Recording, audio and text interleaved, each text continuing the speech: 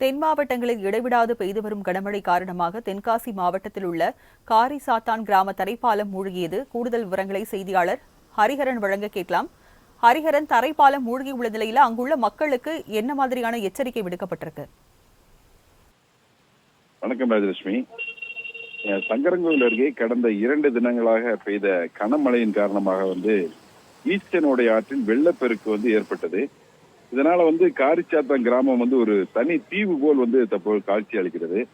காரிச்சாத்தான் கிராமத்திற்கு செல்லக்கூடிய சாலையானது, அதாவது தரைப்பாலம் முற்றிலும் மூழ்கி அந்த போக்குவரத்துக்கு துண்டிக்கப்பட்டுள்ளது.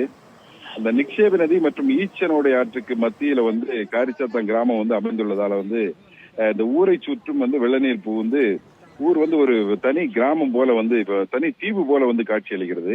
இந்த கிராமத்துல 700க்கும் மேற்பட்ட குடும்பங்கள்ல இருக்கக்கூடிய வசித்து வரக்கூடிய நிலையில கிராமத்துல மருத்துவ தேவை உள்ளிட்ட அத்தியாவசிய தேவைகள் கூட இந்த மக்களால வெளியே செல்ல முடியாம கடுமையான ஒரு அவதி அடைஞ்சிட்டு வர்றாங்க. இதனால ஊர்ல இருந்து வெளியே வர்றதுக்கோ இல்ல உள்ள போறதுக்கோ முடியாததுனால ஆற்றின் குறுக்கே கயிறு கட்டி அந்த கயிறை பிடித்து கொண்டு இவர்கள் அப்புறம் இருபுறமும் சென்று வருகின்றனர். இந்த நேரத்துல வெள்ளத்தினுடைய அளவும் அதிகரித்து இருக்கிறதுனால மிகப்பெரிய அபாயத்தில், அதாவது உயிர் பலி ஏற்படக்கூடிய அபாயம் வரைக்கும் இதுல இருக்கிறது. தற்போது வரை இந்த பகுதிக்கு அரசு அதிகாரிகளோ இல்ல சட்டமன்ற உறுப்பினர்களோ யாருமே பார்வையிடவில்லை. இவங்களுக்கு எந்தவித நிவாரணமும் கிடைக்கல அப்படிங்கிறது அப்பகுதியினுடைய மக்களுடைய குற்றச்சாட்டா இருக்கு. மேலும் ஒருவேளை உணவு கூட தற்போது அவர்களிடம் இல்லை எனவும் அவர்கள் மிகுந்த ஒரு வேதனை தெரிவிக்கின்றனர்.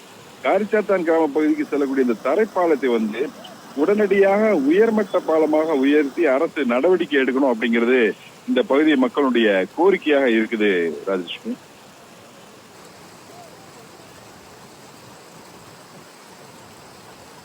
விவரங்களுக்கு நன்றி ஹரிஹரன்.